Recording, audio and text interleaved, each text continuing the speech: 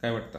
Kotak bank परवा MDने design केलं आणि स्टॉकची प्राईस एकदम खाली आली. परवाचं ट्रेडिंग सेशन संपल्यानंतर लास्टचा बँकेचे रिझल्ट झाले. रिझल्ट एकदम बेस्ट आले. बँकेचा प्रॉफिट आफ्टर टॅक्स 18% वाढला आहे इयर ऑन इयर बेसिसवर.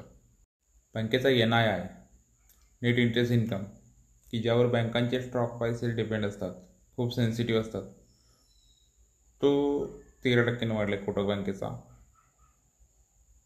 कोटक बँकेचे जे ॲडव्हान्सेस होते ते इयर ऑन इयर बेसिसवर 20% वाढलेत. बँकेचा ग्रॉस NPA कमी झाला आहे.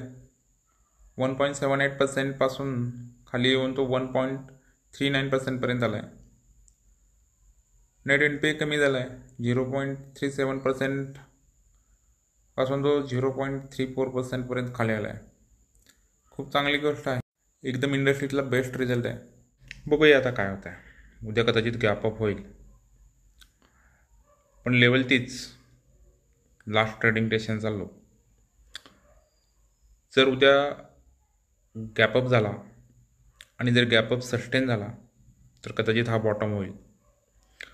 आणि जर गॅपअप होईन, जर कालचा लास्ट ट्रेडिंग सेशनचा जर लो तुटला तर मात्र अजून पेन या स्टॉकमध्ये बाकी आहे, सो तो अजून खाली जाऊ शकतो. थँक्यू.